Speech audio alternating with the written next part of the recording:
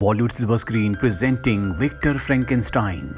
इस कहानी की शुरुआत होती है सन 1860 लंदन शहर से, जहां पर हमें एक सर्कस को दिखाया जाता है और इस सर्कस में एक आदमी काम करता है जिसे हंचबैक कहा जाता है, क्योंकि उसकी बैक पूरी तरह से नॉर्मल नहीं है।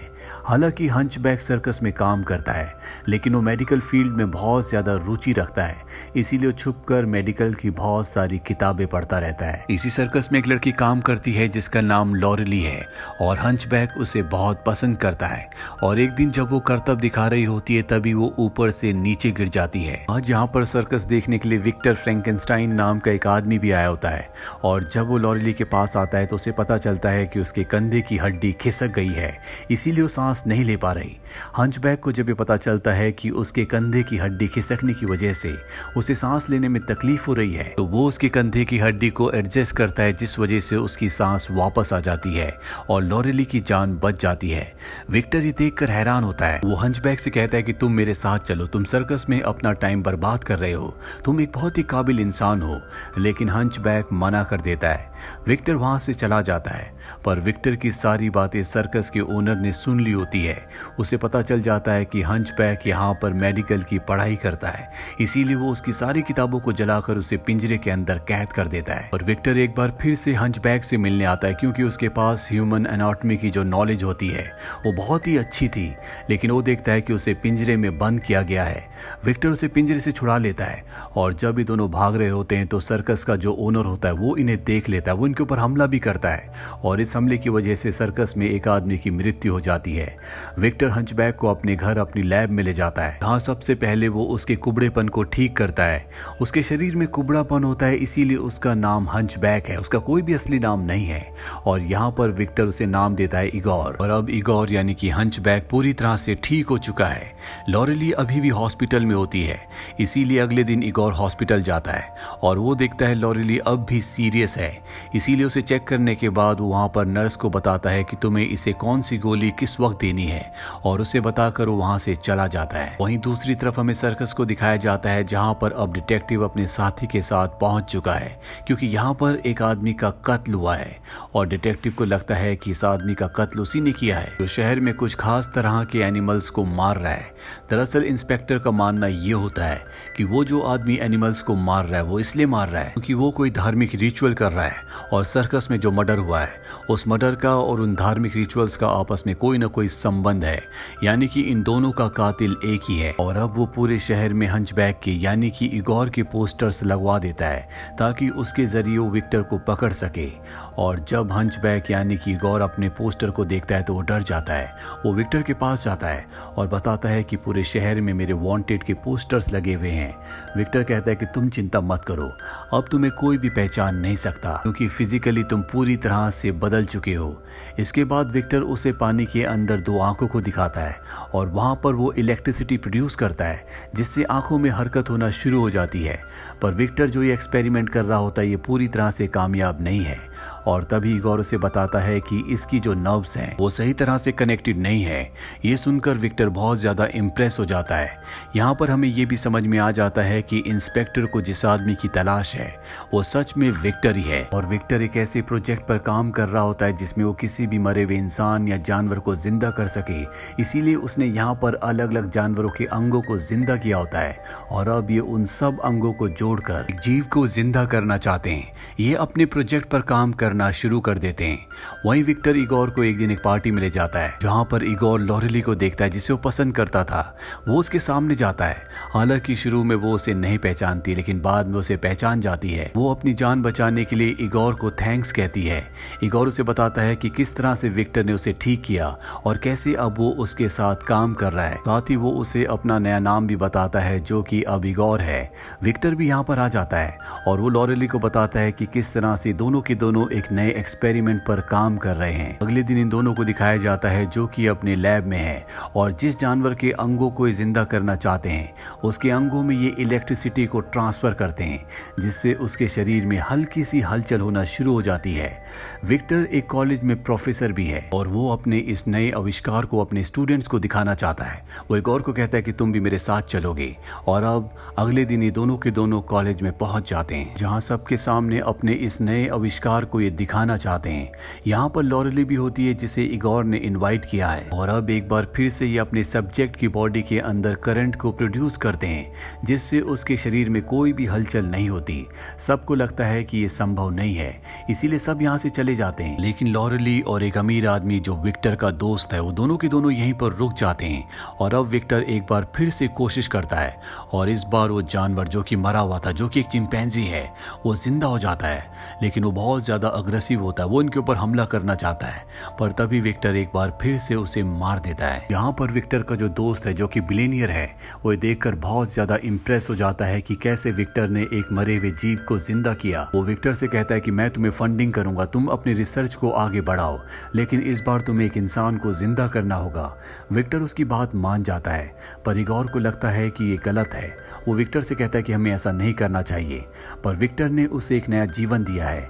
वो जो कि पहले एक हंचबैक था जिसकी बैक पूरी तरह से कर्व थी, विक्टर ने उसे सही किया होता है, इसीलिए विक्टर के कहने पर उसे मानना पड़ता है और अब ये दोनों के दोनों इंसान को जिंदा करने के एक्सपेरिमेंट में लग जाते हैं। अगले दिन विक्टर के घर पर इंस्पेक्टर आता है। सबसे पहले वो इगोर से मिलता है, वो उसे पहचान जाता है लेकिन वो उसे कुछ नहीं कहता। इसके बाद वो विक्टर के पास जाता है और कहता है कल तुमने कॉलेज में एक चिंपैंजी को जिंदा करने की कोशिश की, लेकिन विक्टर कहता है कि ऐसा करना कोई भी अपराध नहीं है, ये विज्ञान है और विज्ञान में एक्सपेरिमेंट्स होते हैं। हालांकि वो उसके घर की तलाशी लेना चाहता है लेकिन तलाशी के लिए उसे वारंट की जरूरत है जो कि इंस्पेक्टर के पास नहीं होता। इंस्पेक्टर एक धार्मिक इंसान है, वो ईश्वर को बहुत मानता है, इसीलिए जाने से पहले वो विक्टर से कहते हैं कि तुम्हें कुदरत के नियमों से छेड़खानी नहीं करनी चाहिए और ये बोलकर इंस्पेक्टर वहां से निकल जाता है। अगले दिन विक्टर के पास उसके पिता आते हैं। दरअसल उसके पिता को भी पता चल गया होता है कि विक्टर ने किस तरह का एक्सपेरिमेंट कॉलेज में करने की कोशिश की। इस बात से उन्हें बहुत गुस्सा आता है और वो विक्टर को एक थप्पड़ मारते और कहते हैं कि तुम फ्रैंकेनस्टाइन खानदान पर एक कलंक हो। ये कहकर वो वहां से चले जाते हैं। इगोर को ये सब कुछ देखकर बहुत बुरा लगता है क्योंकि विक्टर ही वो इंसान था जिसने उसका बुरे वक्त में साथ दिया था, उसी ने उसे सर्कस के ओनर से छुड़ाया था। वो तय करता है कि वो किसी भी तरह से विक्टर के एक्सपेरिमेंट को अंजाम देगा और अब ये दोनों के दोनों एक्सपेरिमेंट में लग जाते हैं जहां पर ये तय करते हैं कि ये एक ऐसे इंसान का शरीर बनाएंगे जिसमें 4 लंग्स और 2 हार्ट होंगे ताकि ऐसे इंसान को बनाने के बाद कभी भी उसे हार्ट की और लंग्स की कोई प्रॉब्लम ना हो। लेकिन इस तरह के शरीर को जिंदा करने के लिए इन्हें बहुत हाई इलेक्ट्रिसिटी की जरूरत है जो धरती पर कहीं भी नहीं पाई जाती। ये तय करते हैं कि जब बादलों में बिजली चमकेगी तब उस इलेक्ट्रिसिटी का यूज करके ये उस इंसान के शरीर को जिंदा करेंगे। यहाँ पर विक्टर के पास एक वॉच भी होती है और उस वॉच को देखकर वो बहुत ज्यादा उदास रहता है। इगोर उससे पूछता है कि ये वॉच किसकी है। विक्टर बताता है कि मेरे भाई की थी। जब मैं 10 साल का था तो मैं एक बर्फीले तूफान में फंस गया था। मेरे भाई ने मुझे बचाने की कोशिश की, मैं तो बच गया लेकिन मेरे भाई की मृत्यु हो गई। और विक्टर आज भी अपने भाई की मृत्यु का कारण अपने आप को समझता है। अब अगली सुबह दिखाया जाता है जहां पर इगोर लॉरेली से मिलने जाता है। दरअसल अब ये दोनों एक दूसरे के बहुत करीब आ गए हैं और जब इगोर लॉरेली के घर से वापस आता है तो वो देखता है कि उनके घर के सामने इंस्पेक्टर है जहां पर उनकी लैब है और वो दरवाजा तोड़कर जबरदस्ती अंदर जाना चाहता है जहां पर विक्टर है। विक्टर अंदर से दरवाजा नहीं खोल रहा होता। इगोर पीछे के रास्ते से अंदर जाता है। विक्टर वहां पर अपनी मशीनों को नष्ट करना चाहता है ताकि वो मशीनें किसी के भी हाथ ना लगे और तभी यहाँ पर इगोर देखता है कि बर्फ में जमी हुई एक लाश है और ये लाश विक्टर के रूममेट की थी जिसका नाम इगोर था और इसी के नाम पर उसने हंचबैक का नाम इगोर रखा था।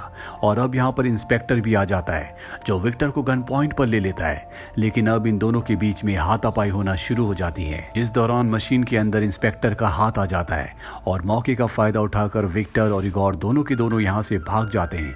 विक्टर अपने उसी अमीर दोस्त के पास जाता है जो उसे फंडिंग कर रहा होता है। वो कहता है कि तुम मेरे स्कॉटलैंड वाले किले पर चले जाओ जहाँ पर तुम अपने बचे हुए आविष्कार को पूरा कर सकते हो।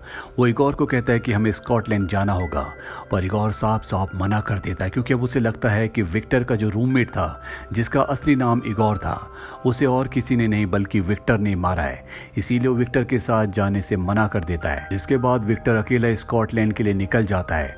उसके जाने के बाद उसका जो अमीर दोस्त होता है वो इगोर को बताता है कि उसका जो रूममेट था उसे विक्टर ने नहीं मारा था बल्कि उसकी मौत किसी और वजह से हुई थी और वो ये भी बताता है कि जब विक्टर एक्सपेरिमेंट को पूरा कर देगा तो मैं उसे मार दूंगा ताकि वो आविष्कार मेरे नाम हो जाए।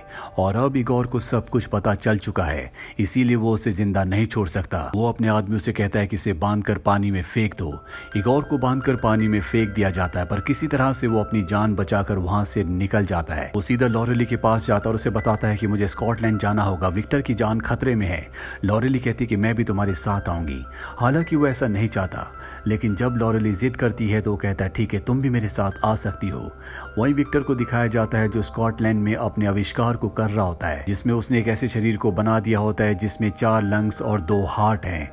अब उसे इस शरीर को जिंदा करने के लिए बहुत ज्यादा इलेक्ट्रिसिटी की जरूरत है, तो बिजली चमकने के बाद ही उसे मिल सकती है। वहीं इगोर को दिखाया जाता है जो लॉरेली के साथ वहां पहुंच चुका है। वो लॉरेली से कहता है कि तुम्हें यहीं मेरा इंतजार करना होगा, मैं विक्टर के पास जाता हूं। और वो विक्टर के पास चला जाता है और तभी बाहर इंस्पेक्टर आता है जो लॉरेली को देख लेता है। यहाँ पर इंस्पेक्टर का जो हाथ मशीन के अंदर आ गया था, अब वो हाथ उसने नकली लगा दिया होता है। वहीं अंदर हमें इगोर को दिखाया जाता है जो यहाँ पर सभी लोगों से बचता हुआ विक्टर तक पहुंच जाता है। विक्टर इगोर को देखकर बहुत खुश होता है, वो उसे अपने गले से लगा लेता है। इगोर बताता है कि तुम्हारा दोस्त जो तुम्हें फंडिंग कर रहा है, इस आविष्कार के पूरे होने के बाद वो तुम्हें मार देगा। उसने मुझे भी मारने की कोशिश की थी, लेकिन विक्टर कहता है भले मेरी जान चली जाए, लेकिन आज मैं इस आविष्कार को पूरा कर ही रहूंगा। क्योंकि विक्टर को ऐसा लग रहा होता है कि अगर वो इसे जिंदा कर देगा तो वो अपने भाई को जिंदा कर देगा, जिसकी मौत बचपन में उसकी वजह से हुई थी। और अब यहाँ पर बिजली चमकना शुरू हो जाती है, जिसके बाद बिजली को वो यंत्र अपने अंदर एब्जॉर्ब कर लेते हैं जो इन्होंने बिजली को एब्जॉर्ब करने के लिए टॉप पर लगाए होते हैं। यहाँ पर बहुत ज्यादा इलेक्ट्रिसिटी प्रोड्यूस होती है, जिसकी वजह से विक्टर का वो दोस्त जो इस पूरे एक्सपेरिमेंट को, पूरी रिसर्च को फंडिंग कर रहा था, जिसने इगोर को भी मारने की कोशिश की थी, वो और उसके सभी लोग मारे जाते हैं। विक्टर और इगोर भी जख्मी हो जाते हैं, लेकिन इनकी जान बच जाती है। साथ ही वो शरीर जिसके अंदर बिजली गई होती है, अब वो जिंदा हो चुका है। विक्टर ये देखकर बहुत खुश होता है और वो उसके पास जाकर अपने भाई के नाम से उसे बुलाता है। और उस बॉडी के अंदर कोई भी रिएक्शन नहीं होता। विक्टर समझ जाता है कि उसने एक शरीर को जिंदा किया है, उसने किसी आत्मा को नहीं बनाया। ये उसका भाई या कोई इंसान नहीं है, बल्कि ये एक शैतान है। अब यहाँ पर इंस्पेक्टर भी आ जाता है। जब वो शैतान को, उस आदमी को देखता है जिसे विक्टर ने अभी जिंदा किया है, तो वो उस पर गोली चलाता है, जिससे वो पूरी तरह से अपने काबू से बाहर होकर इंस्पेक्टर को मार देता है। ये देखकर इगोर और विक्टर उसके ऊपर हमला कर देते हैं। वो भी उनके ऊपर हमला करता है, लेकिन ये दोनों मिलकर उसे मार देते हैं और इस तरह से ये उस शैतान का अंत कर देते हैं। इगोर इस दौरान बेहोश हो जाता है और जब उसे होश आता है तो देखता है कि विक्टर वहां पर नहीं है। और तभी उसके पास लॉरेली आती है। उसे यहाँ पर विक्टर का एक खत मिला होता है, जो खत वो इगोर को देती है, जिसमें इगोर ने लिखा होता है कि मैं यहाँ से अपने आगे के सफर पर जा रहा हूँ। मैंने जो गलतियाँ की है, मैं उन गलतियों को सुधारना चाहता हूँ, और अगर मुझे कभी तुम्हारी जरूरत हुई तो मैं तुमसे कांटेक्ट जरूर करूंगा। उसने ये भी लिखा होता है कि तुम यानी कि इगोर मेरी सबसे बड़ी क्रिएशन है। वहीं हमें विक्टर को दिखाया जाता है जो कंट्री साइड में होता है, जो किसी चीज की तलाश कर रहा है। और इसी के साथ एक कहानी यहीं पर खत्म हो जाती है। ये फिल्म ईयर 2015 में रिलीज हुई थी। IMDb पर इसकी रेटिंग है 5.9। उम्मीद करते हैं कि ये कहानी आपको पसंद आई होगी।